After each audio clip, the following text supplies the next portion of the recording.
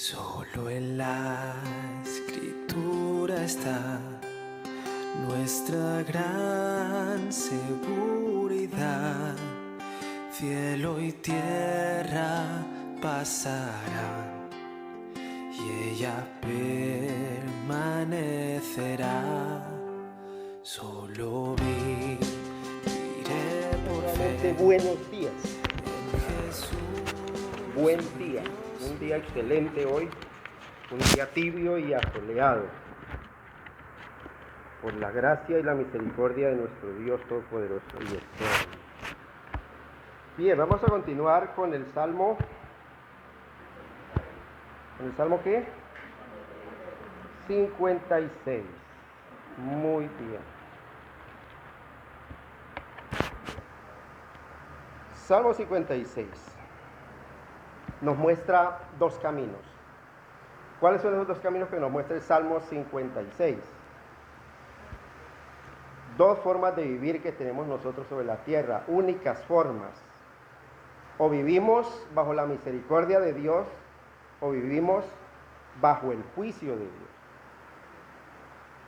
En la primera parte, en el primer domingo, vimos la introducción acerca de este salmo, el contexto histórico en el cual se desarrolla el salmo. El jueves observamos ya la primera parte del versículo 1 al 4, que es vivir en la misericordia. Aún en medio de la persecución, observamos que una alma regenerada, la aflicción lo acerca a Dios. Pero el alma no regenerada, cuando recibe la aflicción, lo aleja de Dios. La aleja de Dios. Por eso aprendimos también que nosotros como cristianos podemos sentir miedo. Podemos tener temor, llenos de temores. Pero la diferencia es que en el día que tememos, nuestra confianza florece. Y demostramos que realmente nuestra confianza está puesta en el Dios grande y poderoso. En ese Dios que creó los cielos y la tierra. Que sabemos que no nos va a dejar, que no nos va a desamparar. Termina el versículo 4, dice: en Dios alabaré su palabra. En Dios he confiado, no temeré. ¿Qué puede hacerme el hombre? Solamente en Dios estamos seguros. Solamente nuestra seguridad está en Él. Y eso es vivir bajo la misericordia de Dios. Cuando Él nos da esa seguridad. Es vivir bajo su misericordia. En el día de hoy vamos a observar cómo se evidencia aquellas personas que deciden vivir es bajo el juicio de Dios. Cómo empieza a evidenciarse en la persona que desecha la misericordia de Dios y que más bien quiere vivir bajo el juicio de Dios. Y vamos a leer solamente del versículo 5 al 9. Y dice así la bendita palabra de Dios. Dice: todos los días ellos pervierten mi causa. Mire, una de las señas que nosotros queremos vivir bajo el juicio de Dios, es que empezamos a malinterpretar las cosas de alguien que tiene buenas intenciones. Pervertir la causa de alguien. Recordemos que nuestra causa, como hijos de Dios, ¿cuál es nuestra causa? Nuestra causa es Cristo. Nuestra causa es Cristo. Por eso dice: todos los días ellos pervierten mi causa. Contra mí son todos sus pensamientos para mal. Se reúnen, se esconden, miran atentamente mis pasos como quienes acechan a mi alma. Pésalos según su iniquidad, oh Dios, derriba en tu furor a los pueblos. Mis huidas tú has contado, Pon mis lágrimas en tu redoma, ¿no están ellas en tu libro? Serán luego vueltos atrás mis enemigos en el día que yo clamare. Esto sé que Dios está por mí. Vamos a orar. Padre, en esta mañana me presento, Señor, delante de ti, como un siervo indigno, Señor, que solo por tu gracia me has puesto, Señor, enfrente de este tu pueblo precioso, Señor, de este pueblo adquirido por ti, bendito Dios. Para que seas tú, Señor, en esta mañana hablando a través mío para la edificación de este tu pueblo, poderoso de Israel. Abre nuestra mente, abre nuestro corazón, Señor, y permite, Señor, que esta palabra que yo voy a llevar al oído de este tu pueblo, tú, cariñoso Espíritu Santo de Dios, la hagas descender con tu poder al corazón de cada uno de ellos y que empiece a formar parte de su diario vivir. Que podamos todos, Señor, sin excepción, decir, como dijo el profeta Habacuc: oh Jehová, he oído tu palabra y temí. Oh Jehová, aviva tu obra en medio de los tiempos, y en medio de los tiempos hazla conocer. Y en la ira, acuérdate de tu misericordia. Te lo pedimos, buen Señor, en Cristo Jesús. Amén. Bien, misericordia o juicio. Misericordia o juicio. Dos caminos. No hay camino intermedio. O vivimos bajo la misericordia de Dios, o vivimos bajo el juicio de Dios. Versículo 5 del Salmo 56. Todos los días ellos pervierten mi causa. Contra mí son todos sus pensamientos para mal. Versículo 6. Se reúnen, se esconden, miran atentamente mis pasos, como quienes acechan a mi alma.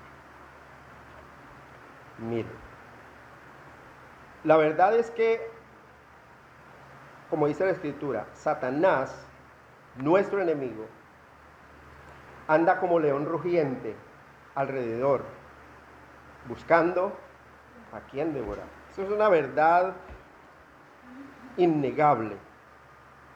Y todo el tiempo está procurando derrotarnos, está procurando ridiculizarnos a través de sus agentes. ¿Y quiénes son los agentes de Satanás? Acuérdense que aún nosotros podemos ser agentes o sirvientes del diablo. Cuando no amamos al hermano, cuando venimos a la iglesia solo a criticar al hermano, estamos siendo agentes de Satanás. Estamos siendo siervos de Satanás. Y él utiliza toda estrategia, ¿para qué? Para derrotar nuestra fe. Y todos los días está pervirtiendo la casa. Por ejemplo, ese a qué viene. Si se lo pasa todo el tiempo en el culto chateando con el celular, ¿a qué viene? Y empezamos a mirar lo que cada uno está haciendo, cuando nuestra mirada debe estar puesta ¿en quién? En Cristo, en su palabra. Pero mire, ese se queda dormido. No, yo no vuelvo a esa iglesia. Y estamos pendientes de todo, menos de nuestra causa, que es Cristo.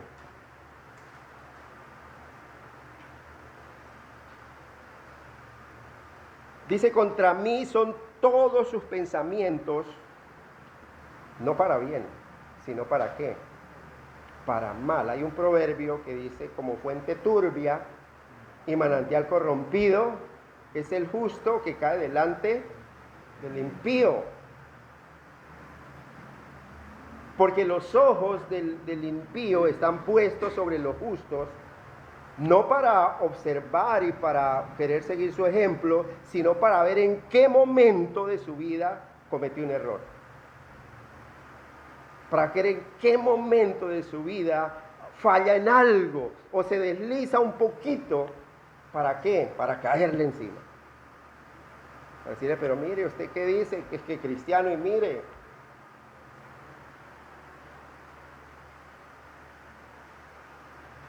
Porque todo el tiempo está pensando en el pueblo de Dios, pero no para ver cómo le ayuda, sino para ver cómo lo desprestigia, cómo lo destruye, cómo le causa un mal irreparable.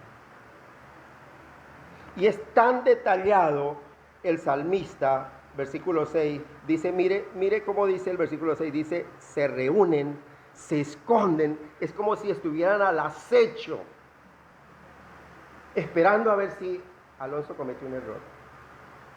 Pero mire, ese no es que predique en la puerta estrecha, pero mírelo, yo lo vi por allá como él. Malos pasos de ese tipo.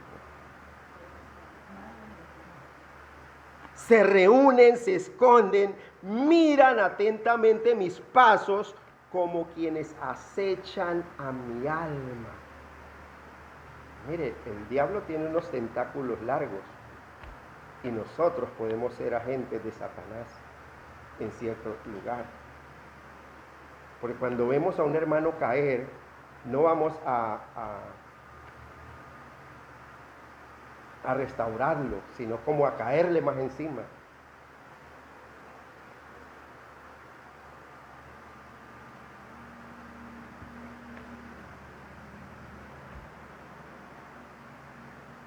Pero nuestra esperanza, pero nuestra seguridad, recordemos un poco el versículo 4, mire lo que dice, en Dios alabaré su palabra, en Dios he confiado, no temeré. ¿Qué puede hacerme el hombre? Aunque todo el tiempo me están acechando mi vida, como si quisieran cazar mi alma, en Dios alabaré su palabra. En Dios he confiado. No temeré, no voy a temer. Tenemos la escritura llena de promesas de un Dios que se preocupa por su pueblo, que se preocupa por guardar a su pueblo, que se preocupa por decirle, mire, no temas, yo estoy contigo. No desmayes, yo soy tu Dios, que te esfuerzo, siempre te ayudaré, siempre te sustentaré con la diestra de mi justicia. No temas, mire, porque el ángel de Jehová acampa alrededor de los que le temen y los defiende.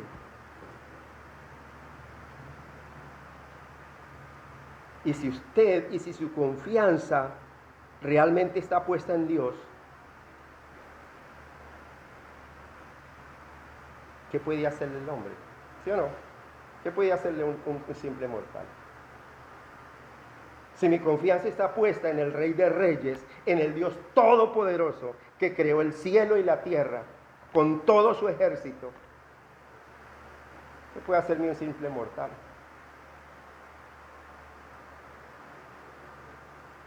Por eso hay algo bien interesante, que nosotros vivimos como temerosos de lo que pueda decir la gente. Y se nos olvida que Dios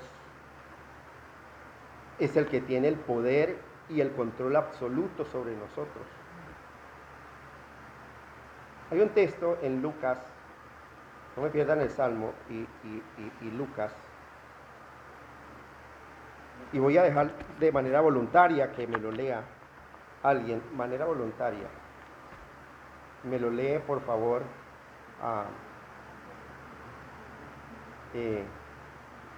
la mamá de Lucas, Marcela. Lucas 12, 4, 5, de manera voluntaria. No quiero forzar a nadie a que lo lea. Léalo, Marcela, por favor. Voluntariamente. Lucas 12, versículos 4 y 5. ¿Qué dice? Mas os digo, amigos míos, no temáis a los que matan el cuerpo y después nada más pueden hacer, pero os enseñaré a quienes debéis temer. Temed a aquel que después de haber quitado la vida tiene poder de echar en el infierno. Sí, os digo a este temer. Amén. ¿Quién es ese que después de haberme quitado la vida puede echarme en el infierno? ¿Quién es ese? Dios. ¿El diablo tiene ese poder? No. El diablo no tiene ningún poder sobre mi alma, sobre mi vida. El diablo puede utilizar sus agentes para dañarme, para dañar mi parte física. Pero mi alma no la puede dañar, porque le pertenece a Dios. Solo a Él. Dios está en control de todos los mandos, de todas las áreas de nuestra vida. Dios está en control.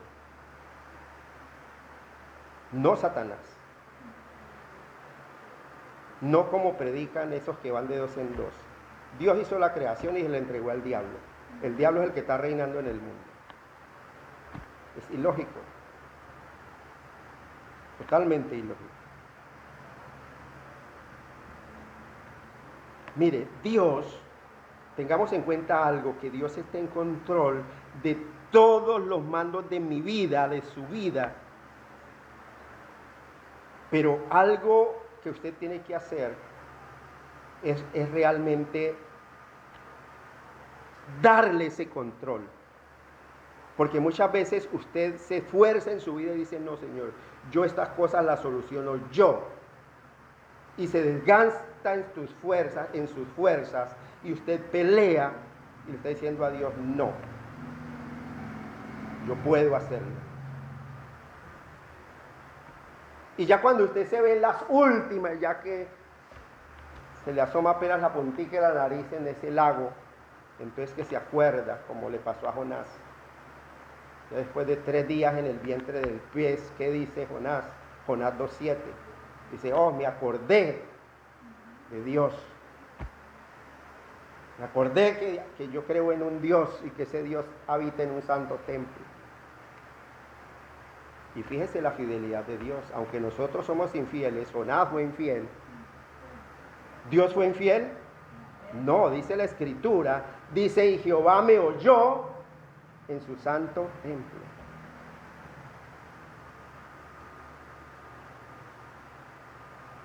Jonás no quería darle el control de su vida a Dios.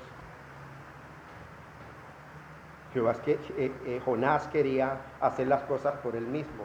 Vaya para Nínive. No, Señor. Me voy para otro lado. Listo, Jonás, tranquilo. Váyase, nos vemos en Nínive. Ese es nuestro Dios. Y después de toda esa travesía y que fue tragado por el pez, ¿dónde lo descargó el pez? En las playas de Nínive. Dios está en control, iglesia. Dios está en control absoluto de nuestra vida.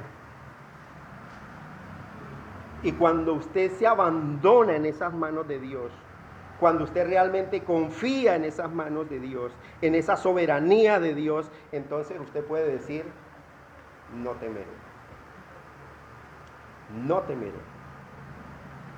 Pero mire, observemos estos impíos, estas personas que despreciaron la gracia de Dios y que quieren es vivir ese juicio de Dios.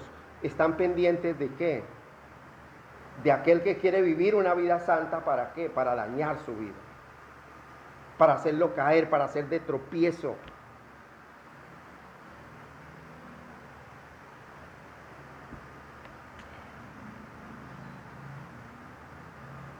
Cuando mi confianza está puesta en ese Dios santo,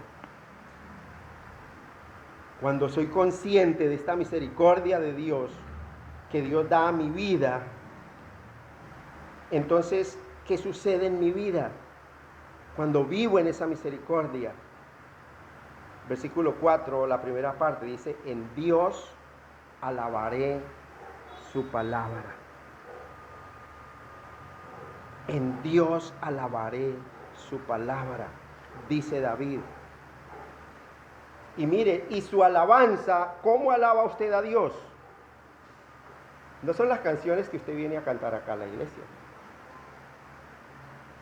No es el tiempo que usted dedica para levantar sus brazos y cantar alabanzas a Dios. Bueno, esa es como la cerecita del pastel nomás. Ese es como el adorno, porque el pastel de toda la alabanza a Dios es tu vida a lo largo de toda esa semana. Y cuando vienes a la iglesia, le colocas esa cerecita, ese adorno al pastel, que es cuando cantas y la atención que colocas a la predicación de la palabra.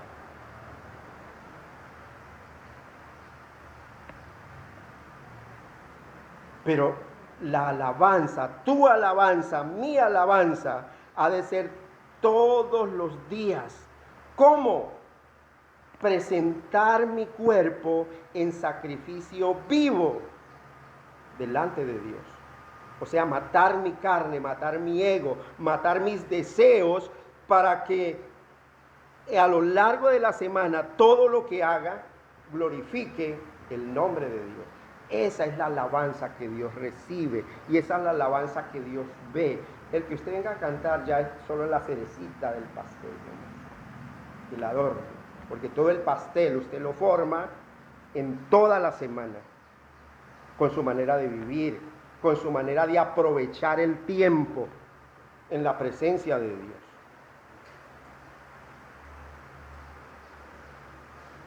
A eso es lo que se refiere Pablo cuando dice por allá en Romanos 12 que presentemos nuestros cuerpos en sacrificio vivo.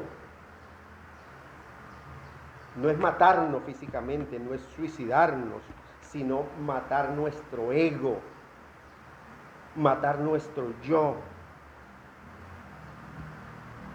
Presentar mi cuerpo en sacrificio vivo, santo y agradable a Dios.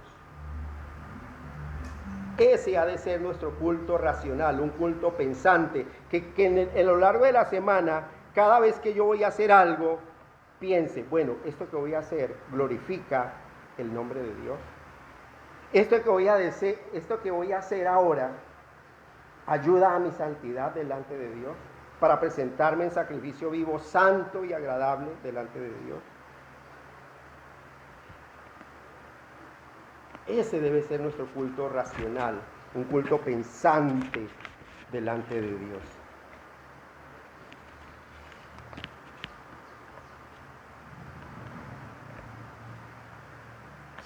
Si yo deseo realmente que Cristo viva en mí, debo morir a mí mismo.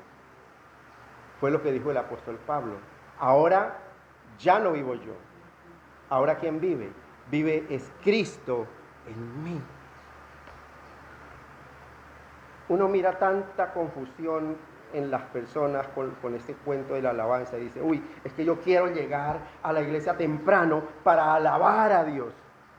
Porque creen que la alabanza a Dios solamente se resume en los cánticos que hacemos antes de la predicación. Por eso esa canción, esos cánticos son la cerecita, lo que adorna el pastel.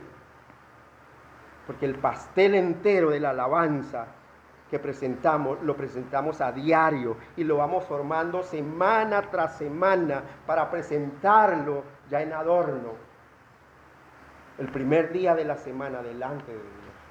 Y entonces lo adornamos con esas alabanzas.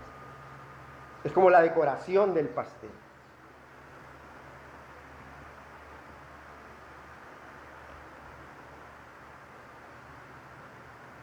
Mire, iglesia, por si acaso no lo sabías, por si pensabas que el alabar a Dios es solo cantar, Cristo dice que nuestra alabanza es cuando vivimos para Él, cuando no vivimos para nuestros propios deseos. Eso es lo que quiere decir: en Dios alabaré, en Dios alabaré su palabra. cuando vivo conforme a su palabra. Cuando mi vida se mueve es bajo los preceptos de Dios. En Dios alabaré su palabra. Es vivir su palabra, obedecer su palabra, enseñar su palabra. Eso realmente es alabar y vivir en Él, vivir en su palabra. Es cuando realmente nuestro corazón se rinde a su palabra. ¿Y cuando mi corazón se rinde a su palabra? Cuando en mi corazón mora en abundancia esa palabra. Entonces esa palabra me recuerda que no debo hacer tales o tales cosas. Porque bien lo dijo el rey David, en mi corazón he guardado tus dichos con un propósito. ¿Cuál es ese propósito? Para no pecar contra ti. Entonces cuando yo pienso hacer algo en mi día normal, allá en mi casa, esa palabra me recuerda que de esa forma no voy a alabar a Dios conforme a su palabra. Que de esa forma no estoy armando ese pastel de alabanza para venírselo a presentar el primer día de la semana y adornarlo con los cánticos de adoración.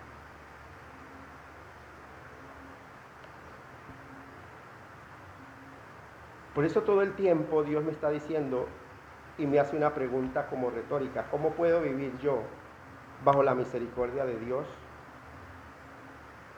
Pues obedeciendo su palabra, viviendo en su palabra. De lo contrario, quedaría viviendo bajo el juicio de Dios.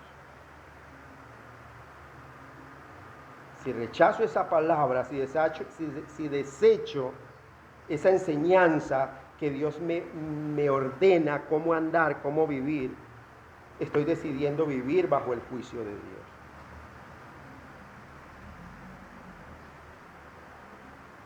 Dios demanda que vivamos rendidos a su palabra. Mira, iglesia, en muchas ocasiones el ataque que viene a nosotros, los que más nos acechan, dice la Escritura que los peores enemigos nuestros, ¿quiénes son? Los de nuestra propia casa. Y muchas veces los de la misma casa, que no son creyentes, están vigilándonos. ¿Para qué? Para acecharnos, para criticarnos, para desmoralizarnos. Pero ¿usted qué le sirve ir a la iglesia? ¿De qué le sirve ir cada domingo allá si usted cada día está peor? Lo que ellos no saben es que mientras estemos entre los vivos, aún hay esperanza. Aún hay esperanza. Y tenemos esa esperanza que es Cristo, que todo el tiempo extiende sus manos para un pueblo rebelde y contradictor que somos nosotros.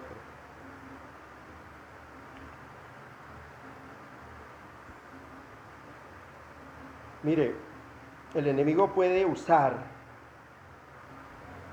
y además lo va a hacer, eso téngalo por seguro, a todos aquellos que nos rodean, ya sea en nuestra casa, en nuestra familia, en nuestro entorno laboral, todos aquellos que menosprecian el consejo de Dios, que no viven bajo el consejo de Dios y van a utilizar cualquier cosa para pervertir nuestra causa. No olviden que nuestra causa es Cristo. Para distorsionar nuestra causa, para distorsionar el propósito de nuestras vidas. Y pervertir nuestra causa es torcerla.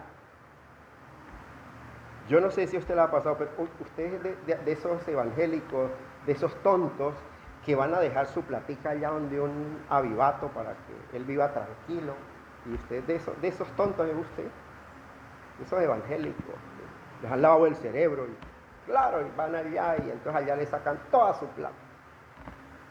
tuercen la causa, pervierten el evangelio. Y se valen de cualquier cosa.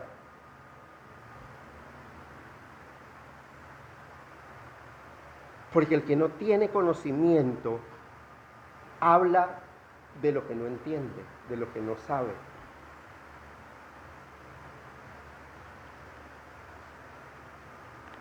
Y todo el tiempo van a procurar torcer tu vida, torcer tus palabras, malinterpretar tus palabras,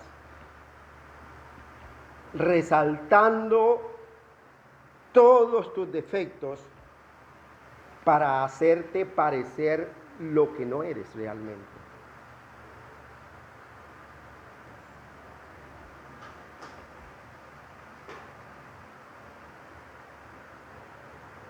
El caso que estamos estudiando, David. Querían prenderle y te querían torcer su causa. ¿David quería matar a Saúl? No, no había pasado por su mente.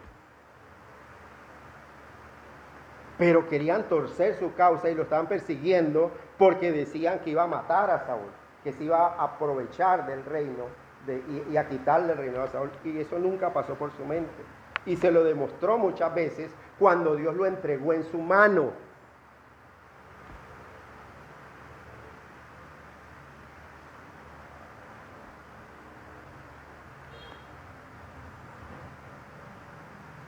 Por acá en estos lados del mundo, todavía no nos matan por ser cristianos. Todavía. La pregunta es, ¿cuántos quedarán si eso ocurre? ¿Cuántos realmente quedarán o quedaremos si estuviera en riesgo nuestra vida por ser cristianos?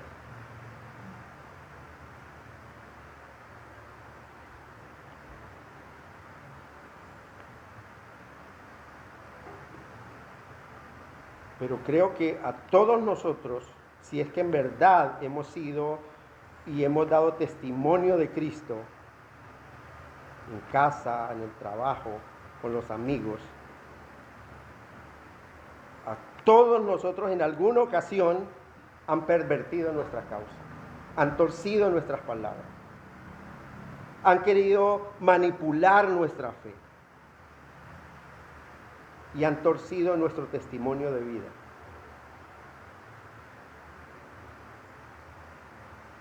Julio ya no toma porque le lavaron el cerebro. Pobre muchacho, perdió su juventud. No se divirtió. No, esas iglesias son una porquería, no dejan que el joven explore. Porque el mundo se mueve con un sistema de valores totalmente contrario, totalmente diferente.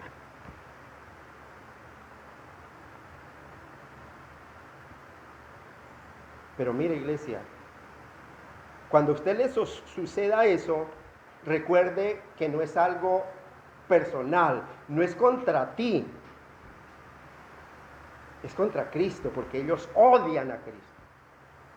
Es contra lo que representas.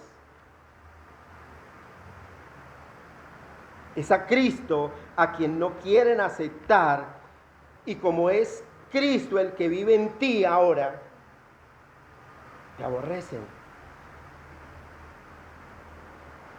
Porque es Cristo el que está en ti y es Él el que hace que brote esa luz en ti.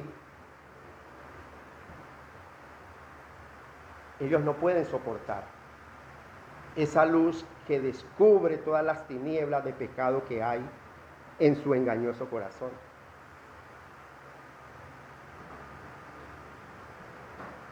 Por eso ellos a todas luces y a toda costa quieren pervertir tu causa. Y entonces se vuelven contra ti y todos sus pensamientos son para mal. No piensan en hacer algo bueno. Mire el versículo 6. Entonces se reúnen, se esconden miran atentamente sus pasos, mis pasos, como quienes acechan su alma, como quienes acechan mi alma, y a toda costa quieren destruir mi vida. Quieren destruir mi testimonio de vida, su testimonio de vida. Quieren hacerlo desistir de continuar en esa senda antigua, en ese camino angosto.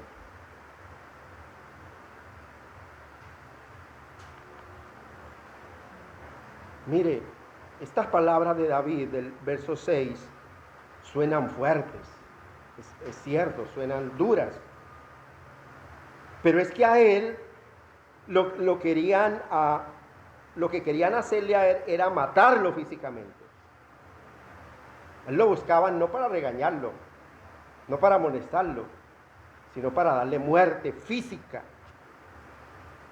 En nuestro caso no es así, a nosotros no nos persiguen para matarnos, por el momento, ¿no? Nos persiguen y nos acechan para dañarnos, para hablar mal de nosotros. Y quieren eliminar toda influencia que podamos tener sobre alguna otra persona.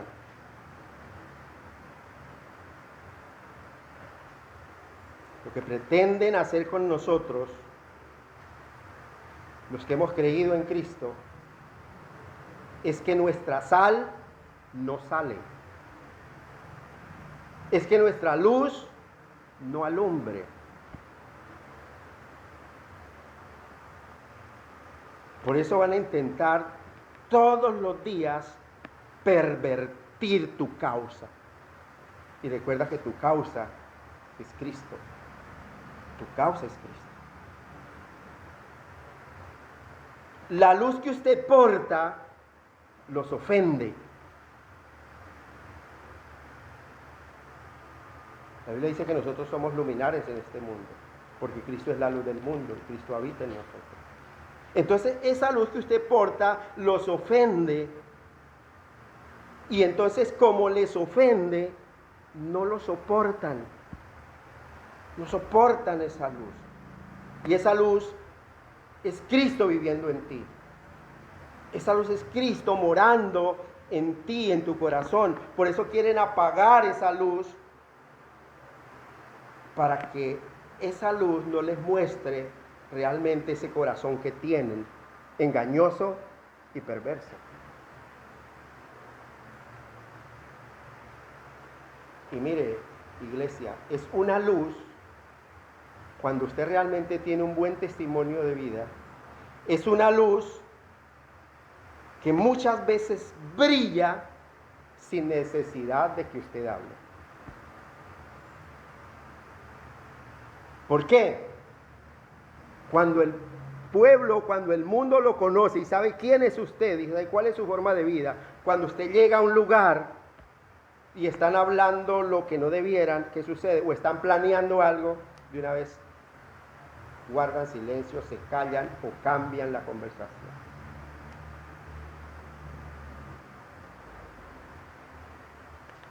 Algo que decía R.C. Sproul, dice que él era el dañafiestas. Porque pues todo el mundo, ¿quién no conocía a R.C. Sproul? En Estados Unidos, un teólogo renombrado. Y decía, cuando a mí me invitan a una fiesta y yo llego a una reunión familiar, la fiesta se acaba, porque todo el mundo ya me conoce, con el solo hecho de yo llegar, ya me conocen y saben el ministerio que Dios me ha dado. Y si están hablando de otras cosas, yo les cambio la conversación y muchas veces cuando yo no me conocen, si no quiero dañar la fiesta, yo me presento como cualquier otra persona.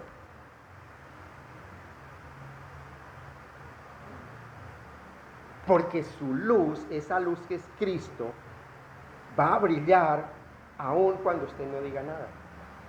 Por el solo hecho de usted estar ahí.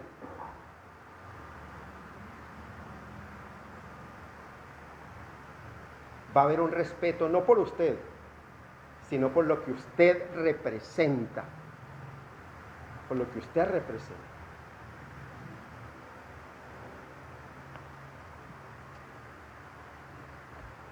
Mira, iglesia,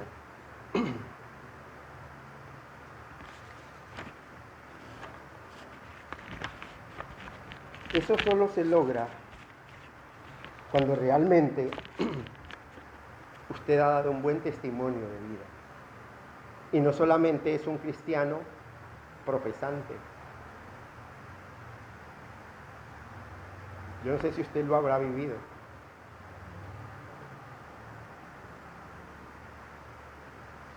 Pero yo sí conocí a un maestro que cuando estaban en la sala de profesores llegaba este maestro que era cristiano, o es cristiano todavía, y la sala quedaba totalmente en silencio, por lo que esa persona representaba, por el estilo de vida que llevaba esa persona. ¿Ese es su estilo de vida? Y no lo digo porque me lo contaron, yo lo vi, yo estaba ahí.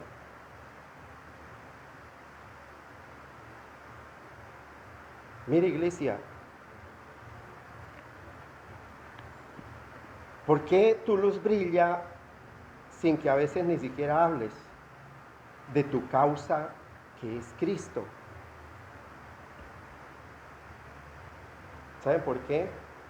Mire, porque tu vida y tú mismo eres un testimonio con dos patas que les está acusando todo el tiempo con solo presentarse delante de ellos. Eres un testimonio andante. Usted es un testimonio andante.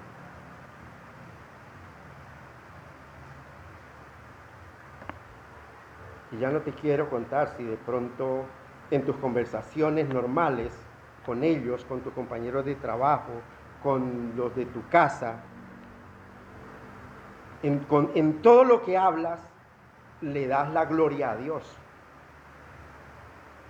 En todo lo que haces o de todos los que les cuentas. No te glorificas a ti mismo, sino que todo lo que has hecho, le dices, pero esto es gracias a que Dios tuvo misericordia de mí.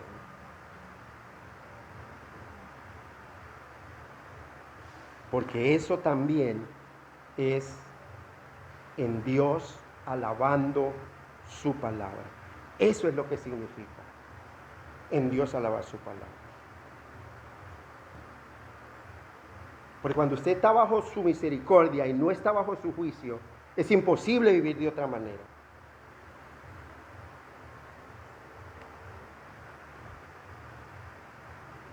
Es imposible que no des la gloria a Dios con su manera de vivir. Es imposible que no sea así.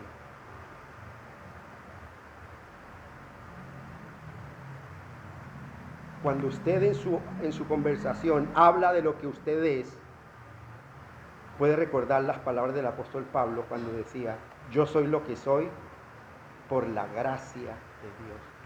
Yo soy lo que soy por la gracia de Dios. Solo por eso.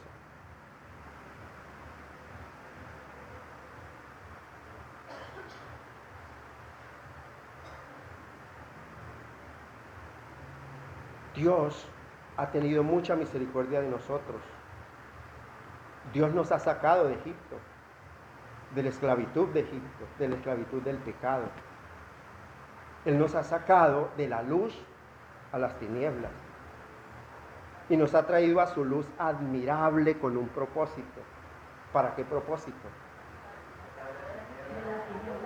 De las tinieblas a la luz.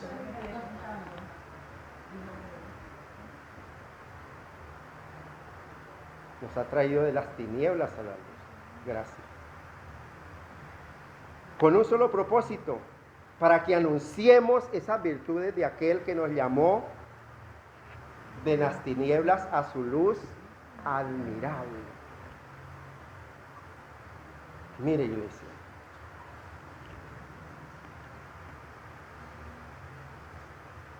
¿Cómo no vivir bajo la gracia, bajo la misericordia de Dios? Aunque vivir de esa manera nos puede llevar a tener problemas con los de nuestra casa, con nuestros compañeros de trabajo, con nuestros vecinos.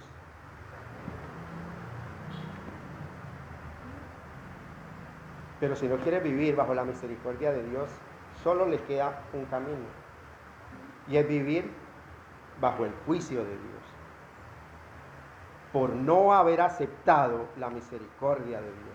Y es lo que están mostrando aquí estos que dice que todos los días pervierten la causa de Cristo.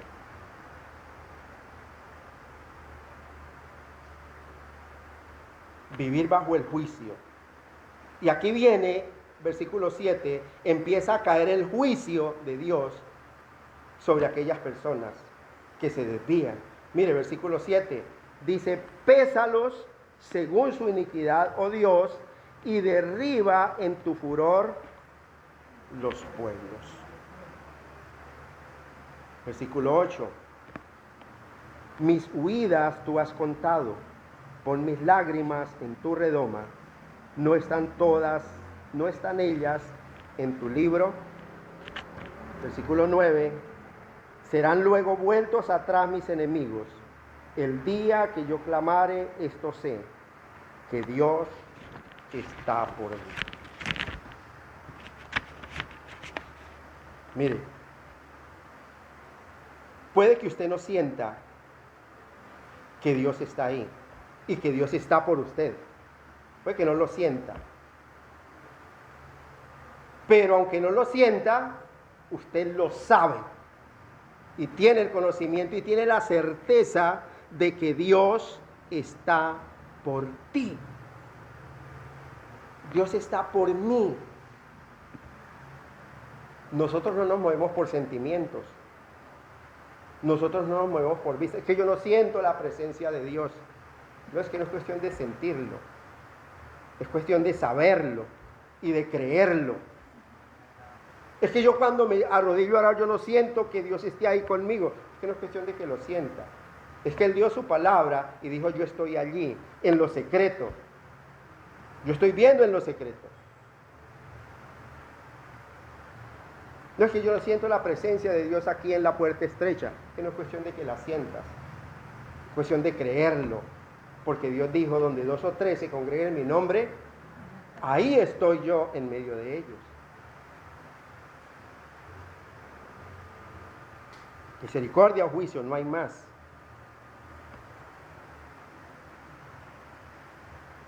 Y lo repetiré las veces que sea necesario. O estamos bajo la misericordia o estamos bajo el juicio de Dios.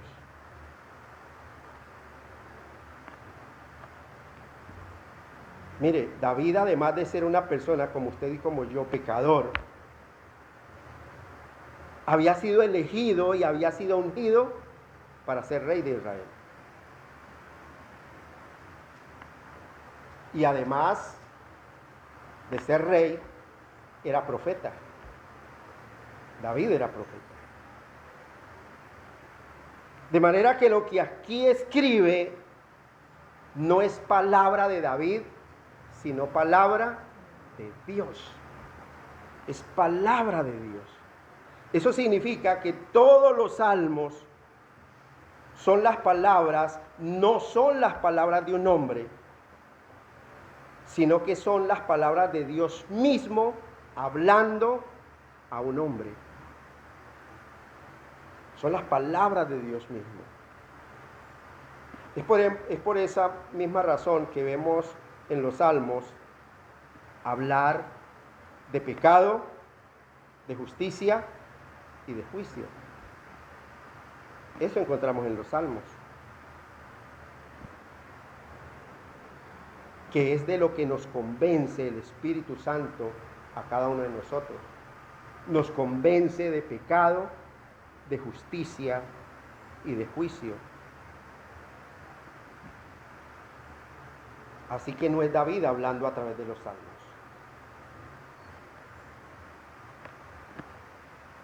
Por eso cuando en el inicio, hace 8 días, decía que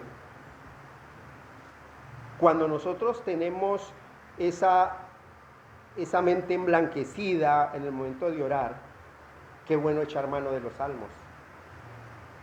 Qué bueno acudir a esos salmos, a esas oraciones que Dios ha dejado ahí plasmadas, para que entonces nuestro corazón no se inflame con peticiones egoístas, sino peticiones conforme a la voluntad de Dios, conforme al consejo de Dios.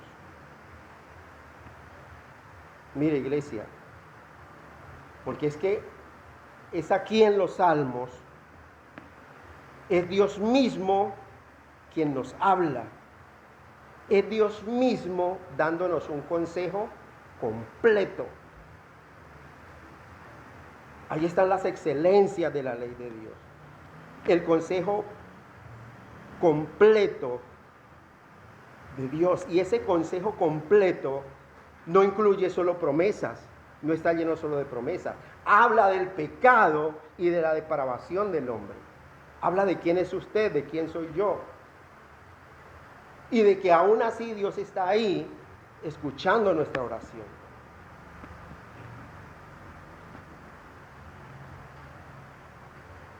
Habla del pecado del hombre, de la justicia que es Cristo y del juicio que vendrá sobre aquellos que no quieren vivir en la misericordia de Dios.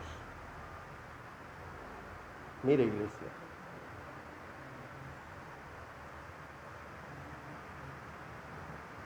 ¿qué es la justicia? La justicia es Cristo quitando el pecado del hombre, quitando el pecado de nosotros. Esa es la justicia. Es Cristo quitando nuestro pecado.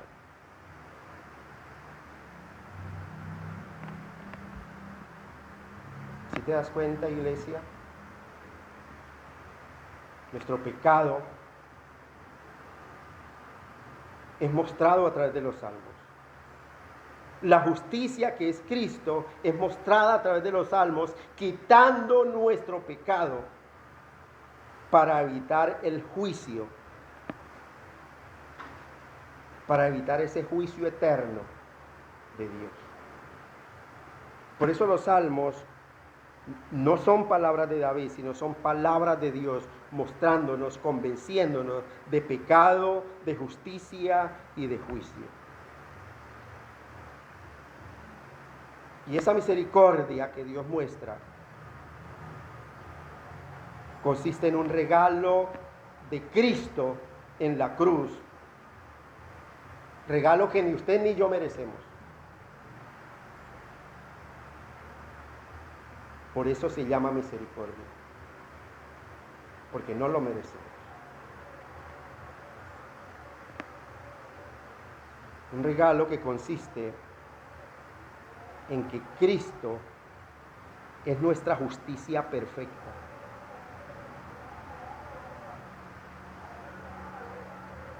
Mire, iglesia, esa justicia perfecta fue cumplida sobre la tierra. Una justicia que yo jamás podré cumplir. Una justicia que depende es de la obediencia de Cristo, porque Él toma mi lugar, muriendo por mí y llevando mi culpa, llevando mis pecados, borrándolos, clavándolos en la cruz.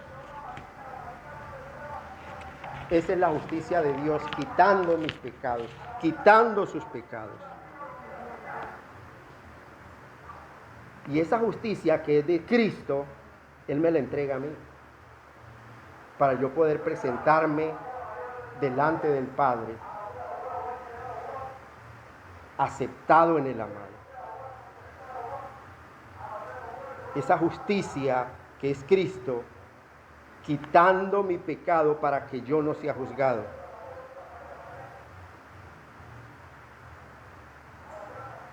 En eso consiste uno de los caminos por los que el hombre puede andar por este mundo. En eso consiste el camino de la misericordia de Dios. Solo 2 puntos, iglesia.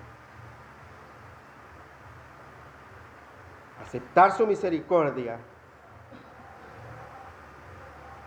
esa misericordia de Cristo crucificado por ti. Y el otro consiste en despreciar esa misericordia. En andar entonces en tu propia opinión y por tanto esperar el juicio de Dios. Dios en su misericordia dice no dejes de congregarse. No, pero es que yo pienso que no es necesario. Desprecio esa misericordia de Dios.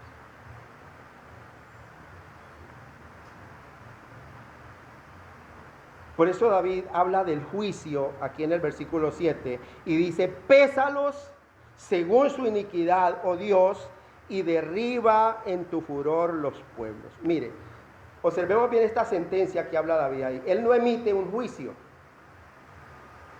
ni tampoco lo ejecuta el mismo David.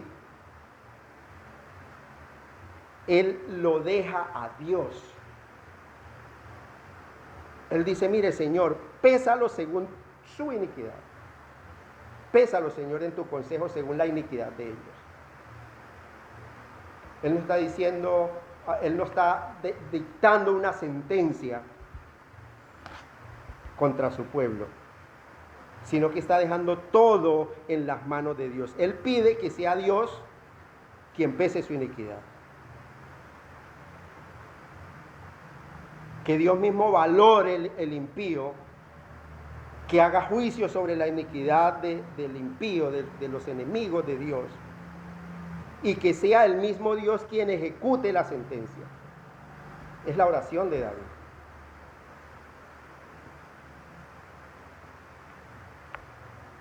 Y esa oración es para con todos aquellos que quieren huir de la misericordia de Dios y que quieren ser sabios en su propia opinión.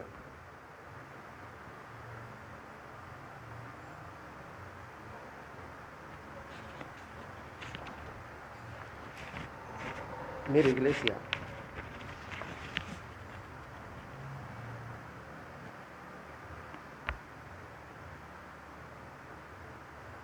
nuestra fe no es una fe ridícula como nos lo quieren hacer pensar. Nosotros hicimos un negocio con Dios. Nosotros le dimos a Dios nuestro pecado y Él nos dio su salvación. No somos tan necios como nos piensan hacer creer. Aquellos que piensan que en un tiempo que no hubo nada y de esa nada explotada aparecieron todas estas cosas con un diseño perfecto de la nada. Es algo ridículo. Pero nuestra fe tiene un sentido.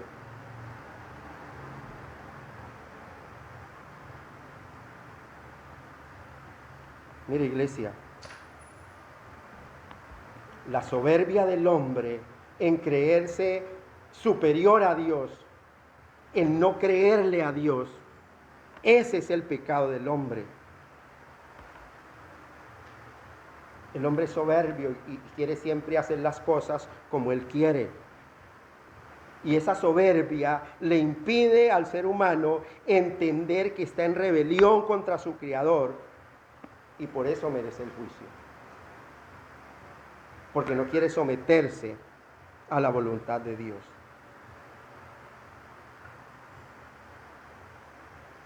Y cuando en mi soberbia soy sabio en mi propia opinión, ese juicio lo merezco porque la paga del pecado es la muerte.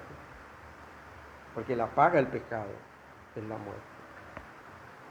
Ese juicio que merezco, Dios me lo quiere evitar ofreciéndome su misericordia. Por eso no podemos acusar a Dios de maldad. Porque Él destinó a su Hijo desde antes de la fundación del mundo para este propósito, desde antes de la fundación del mundo. Cristo paga por mí, derrama su sangre por mí, una sangre que me correspondía derramar a mí. pero Él lo hizo.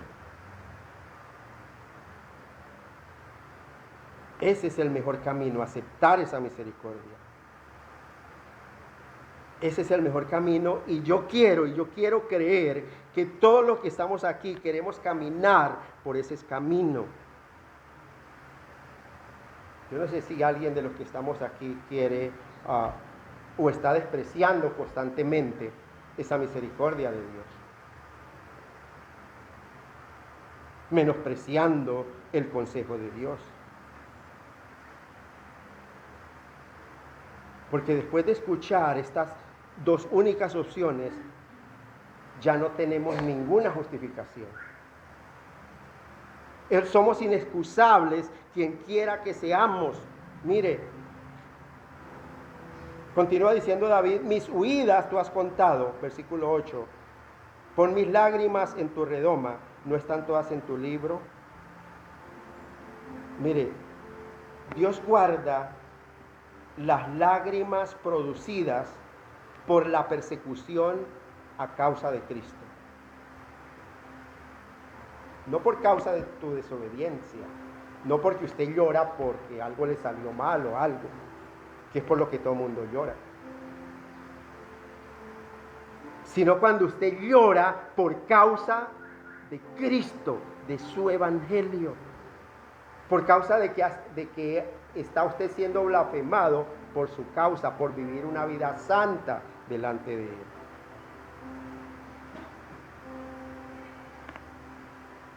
Dios guarda todas esas lágrimas producidas por la persecución, si esta persecución es por causa de Cristo, y las recoge y las hace suyas.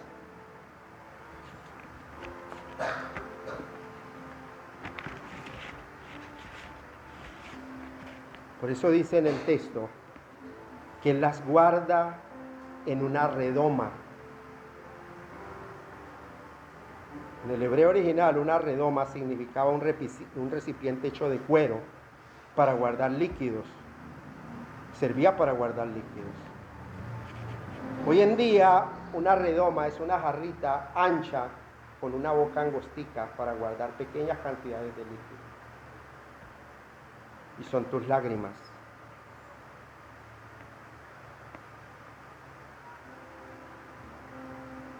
Esas lágrimas que has derramado por causa del evangelio. Esas lágrimas cuando usted sufre y llora a causa de la persecución, por causa de tu causa que es Cristo, no caen en saco roto. No caen en saco roto si esas lágrimas son por causa de Cristo.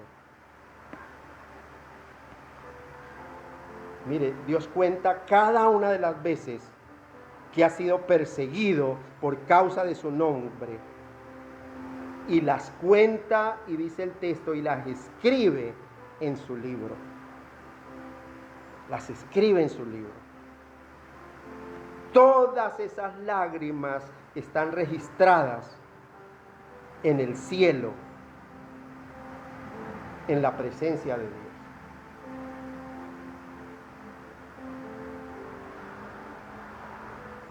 No lágrimas por desengaños amorosos, no lágrimas porque lo tumbaron en un negocio, no lágrimas porque cayó en bancarrota.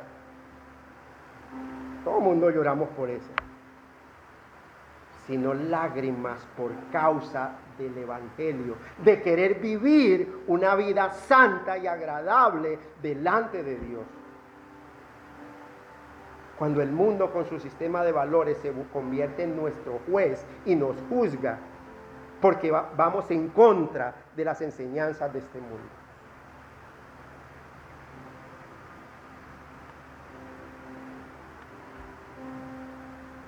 Mire, iglesia, Él conserva todas esas lágrimas porque son el testimonio de tu fidelidad.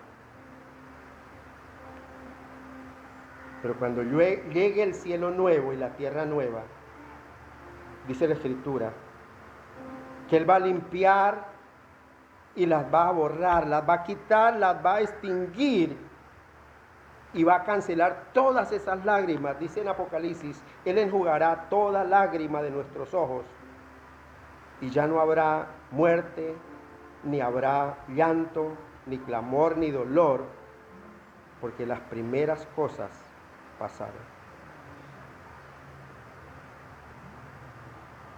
Mire, iglesia, solo aquel que llora por causa de Cristo,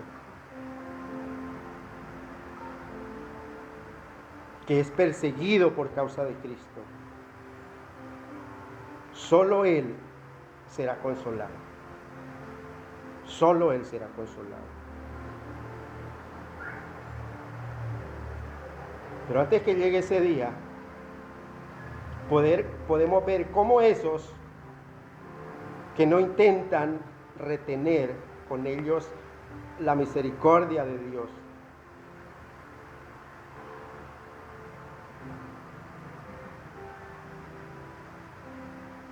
aquellos que quieren vivir en el sistema de valores de este mundo, dice el versículo 9, serán luego vueltos atrás mis enemigos en el día que yo clamare.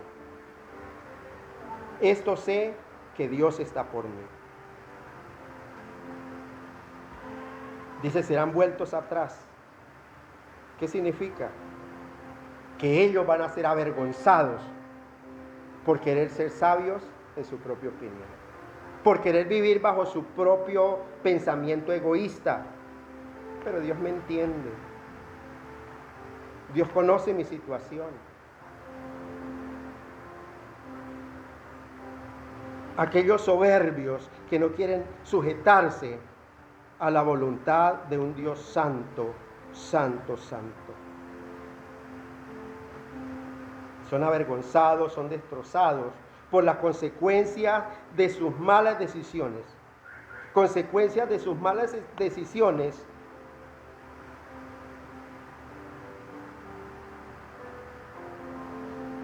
que los van a conducir a una muerte segura.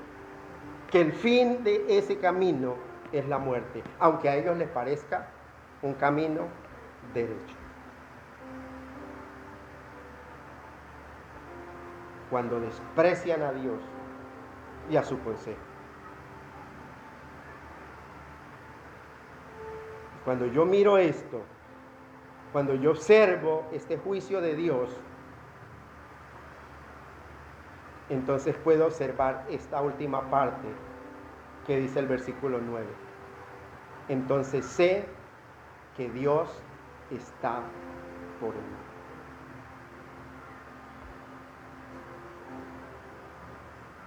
¿Sí está comprendiendo lo que está diciendo David? Aunque todo el mundo está en contra de él, Dios juzga a ese pueblo, pero Dios está por él. Él es el que está peleando por él. Él es el que está peleando la buena batalla. Cuando yo miro que todos los demás están en juicio, esto sé, que Dios está por mí, y eso es la misericordia de Dios. Es su misericordia porque yo mismo podría estar en su lugar, sufriendo el juicio.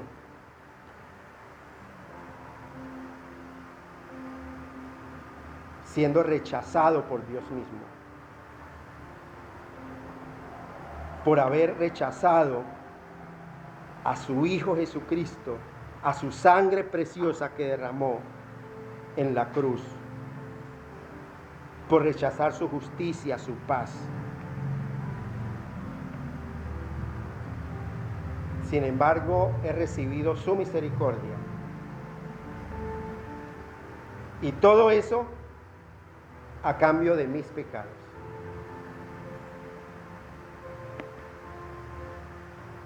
Yo creo que es una buena transacción. Es una muy buena transacción.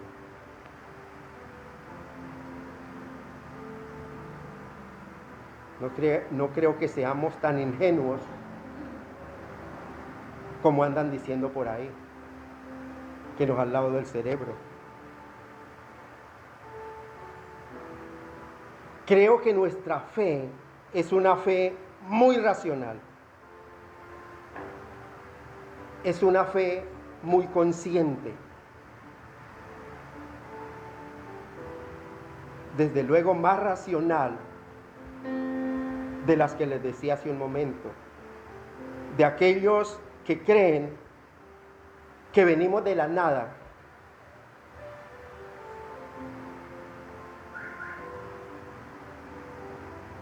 Que todo fue creado de la nada. Y que de esa nada explotada surgió la vida ordenada y diseñada con un propósito. Eso sí no es muy racional.